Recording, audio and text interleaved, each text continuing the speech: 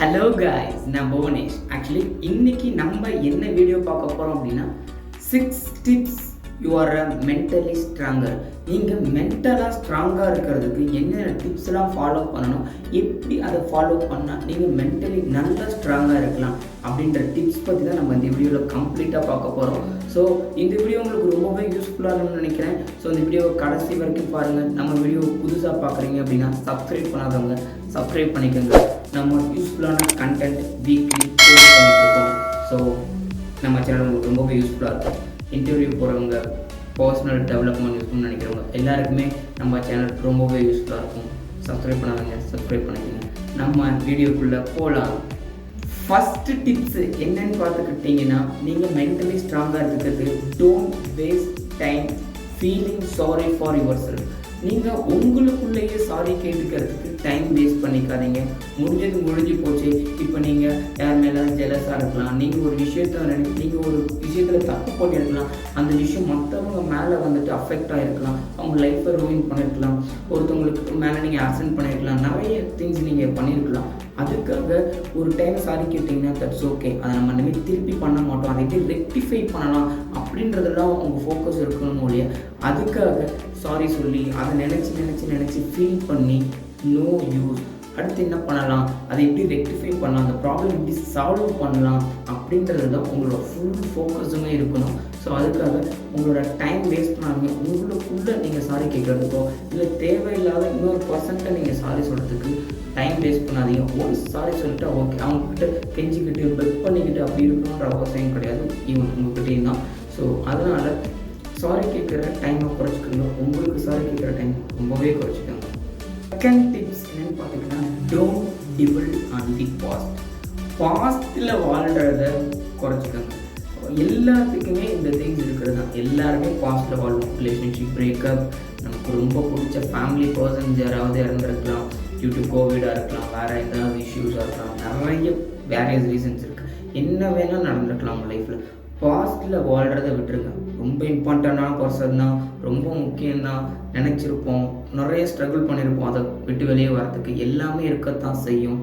But இனிமேல் அதை focus பண்ணாமல் லைஃப்பை ஃபோக்கஸ் பண்ண ஸ்டார்ட் பண்ணுங்கள். பாஸ்ட்டில் வாழ்கிறதுனால எந்த பிரயோஜனமும் கிடையாது. அடுத்து ஏதாவது புது பர்சன் வரதான் போகிறாங்க, அவங்கக்கிட்ட நம்ம அடாப்ட் ஆக தான் போகிறோம், அவங்கள நம்மளுக்கு பிடிக்கும், அவங்களுக்கு பிடிக்கும். இந்த திங்ஸ் எல்லாமே நடக்க தான் போகுது. எதுவுமே இன்னையோட முடிஞ்சிட போகிறதே கிடையாது.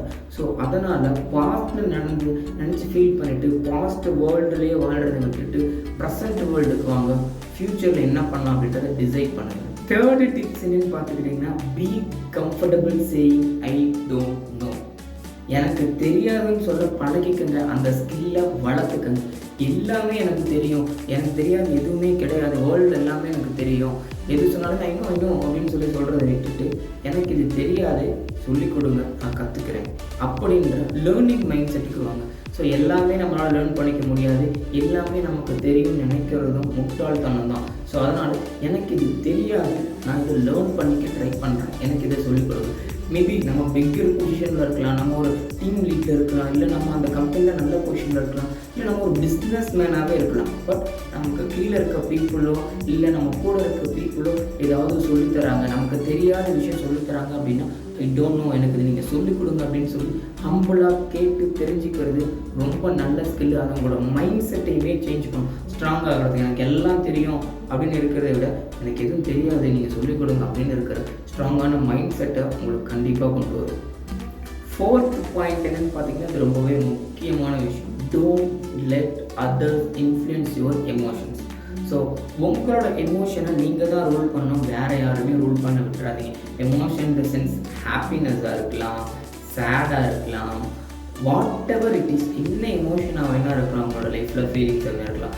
இன்னொரு பர்சன்ஸ் அந்த எமோஷனை ரூல் பண்ணுறதுக்கோ அவங்க அதை வந்துட்டு கம்ப்ளீட்டாக அவங்களோட எமோஷனை டேக் அவுட் பண்ணிக்கிறதுக்கு நீங்கள் அலோவ் பண்ணாதீங்க. அவங்க இன்ஃப்ளூயன்ஸ் பண்ணுறாங்க அப்படின்னா இந்த வாழ்க்கை உங்களோட லைஃப் நீங்கள் தான் வாழணும். ஸோ அதனால் அதர் பீப்புள்ஸ் இன்ஃப்ளூயன்ஸ் பண்ணுறதுக்கு அலோவ் பண்ணாதீங்க. உங்கள் ஃபீலிங்ஸை, உங்களோட எமோஷனை நீங்கள் தான் எடுத்துக்கணும். உங்களுக்கு முன்னாடி நீங்கள் தான் வர போகிறீங்க. ஸோ அதனால் நீங்கள் மட்டுமே இன்ஃப்ளூயன்ஸ் பண்ணுறதுக்கு ட்ரை பண்ணுங்கள். இன்னொரு பீப்புள் தேர்ட் பர்சன் வந்து உங்கள் மூளையிலையோ உங்களோட வேறு ஏதோ இடத்துல வந்து உங்களுக்கு இன்ஃப்ளூயன்ஸ் பண்ணுறதுக்கு அலோவ் பண்ணாதீங்க. ஃபிஃப்த்து பாயிண்ட் ஃபிஃப்த்து டிப்ஸ் என்னென்னு பார்த்துக்கிட்டிங்கன்னா, don't shy away from responsibilities எல்லாருமே எடுக்கணுங்க. ரொம்ப முக்கியமான விஷயம். So responsibilities in the sense லைஃப்பில், ஃபேமிலியில், காலேஜில் ஏதாவது ஒரு ஈவெண்ட் கண்டக்ட் பண்ணலாம். ஸோ இந்த ஈவெண்ட் நான் எடுத்து பண்ணுறேன், இன்ஸ்டியூட்டில் ஏதாவது ஈவெண்ட் கண்டக்ட் பண்ணலாம், இதை நான் எடுத்து பண்ணுறேன் அப்படின்ற அந்த ஒரு ரெஸ்பான்சிபிலிட்டிஸ் எடுத்துங்க. அதுக்காக ஷையாக நினைக்காதீங்க. இந்த ரெஸ்பான்சிபிலிட்டிஸ் எடுத்து பண்ணால் யாராவது ஏதாவது என்ன குறை சொல்லிடுவாங்களோ, நான் எடுத்து பண்ணுற பிளானில் ஏதாவது சுதப்பிடுமோ, நான் ஆஃபீஸில் எந்த ஒர்க் பண்ணுறேன், ஸோ இந்த ரெஸ்பான்சிபிலிட்டிஸ் எடுத்து நான் ஆஃபீஸில் பண்ணிருக்கேன் அப்படின்னா அது தப்பாக போய் முடிஞ்சிருச்சு அப்படின்னா என்ன பண்ணுறது அப்படின்ற ஷை ஃபீலிங் உங்களுக்கு வரவே வேணாம். நான் இந்த ரெஸ்பான்சிபிலிட்டிஸ் எடுத்துக்கிறேன், இதுக்கு கம்ப்ளீட் பொறுப்பு நான் தான் அப்படின்ற போது உங்களோட லீடர்ஷிப் குவாலிட்டி இம்ப்ரூவ் ஆகும். லீடர்ஷிப் குவாலிட்டி இம்ப்ரூவ் ஆகும்போது உங்களுக்குமே உங்களை பற்றின ஒரு கான்ஃபிடென்ஸ் கிடைக்கும். ஸோ அதனால் லீடர்ஷிப் குவாலிட்டி இம்ப்ரூவ் ஆகும். ஒரு ஒர்க்கை நம்ம எப்படி ஆர்கனைஸ் பண்ணி ஒர்க் பண்ணுறோம் அப்படின்ற ஸ்கில் எவால்வ் ஆகும். ஸோ இந்த மாதிரியான ஸ்கில்ஸ் இம்ப்ரூவ் ஆகும்போது உங்கள் லைஃப் ஃபார் பெட்டராக தான் இருக்கும். ஸோ அதனால் ரெஸ்பான்சிபிலிட்டிஸ் எடுக்கிறதுக்கு தயங்காதீங்க. எந்த ஒர்க் கொடுத்தாலும் நீங்களும் வாலண்டியராக okay I will do this, I will do that, இந்த மாதிரியான ரெஸ்பான்சிபிலிட்டிஸ் எடுத்து பழக ட்ரை பண்ணுங்கள். லைஃப்லேயுமே ஈவன் டு உங்கள் ஃபேமிலியிலையுமே இதை நான் பண்ணுறேன், இதை நான் எடுத்துக்கிறேன், இந்த ஒர்க் நான் பண்ணி முடிக்கிறேன் அப்படின்னு ரெஸ்பான்சிபிலிட்டி எடுங்க. லைஃப் கண்டிப்பாக சேஞ்ச் ஆகும். நம்புங்க, கண்டிப்பாக சேஞ்ச் ஆகும். 6th டிப்ஸ் என்னன்னு பார்த்துக்கிட்டிங்கன்னா, எல்லாருமே பண்ணுவோம், நானும் பண்ணியிருக்கேன், நீங்களும் பண்ணுவோம். வி ஆர் ஹியூமன் இல்லையா? ஸோ அதனால் எல்லாருமே இந்த மிஸ்டேக் பண்ணுவோம். ஒரு கோவத்தில் இருக்கும்போது திடீர்னு எல்லாரையும் என்ன சொல்ல வரோன்னு தெரியாமல் கண்டமணிக்கு பேசிடுறது. ஸோ அதனால் pass 5 seconds when you are angry. நீங்கள் கோவமாக இருக்கீங்க அப்படின்னா என்ன வேர்டு யூஸ் பண்ணுறீங்க அப்படின்றது உங்களுக்கே தெரியாது. என்ன வேர்டு யூஸ் பண்ணலாம். ஒரு ரிலேஷன்ஷிப்பெல்லாம் இருக்கீங்க அப்படின்னா 2 பேருக்கு ப்ராப்ளம் வரும்போது கோவமாக இருக்கும்போது என்ன வேர்டு யூஸ் பண்ணுறதே தெரியாமல் நிறைய வேர்ட்ஸ் இருக்குவோம். அது என்றைக்கோ ஒரு நாள் நம்மளை அஃபெக்ட் அஃபெக்ட் ஆகும். ஸோ அதனால் எந்த வேர்டு யூஸ் பண்ணாலும் நீங்கள் கோவத்தில் இருக்கும்போது யூஸ் பண்ணாதீங்க. ஒரு 5 seconds அமைதியாக இருந்துட்டு காமாக அந்த வேர்டு யூஸ் பண்ணலாமா வேணாமா அப்படின்றத யோசிச்சுட்டு யூஸ் பண்ணுங்கள். கோவத்தில் இருக்கும்போது தடாலடியே எதுவும் பேசிடணும். 5 seconds அமைதியாக இருந்தீங்க அப்படின்னாலே கோவம் போய்டும் ஹியூமன் டெண்டன்சி படி.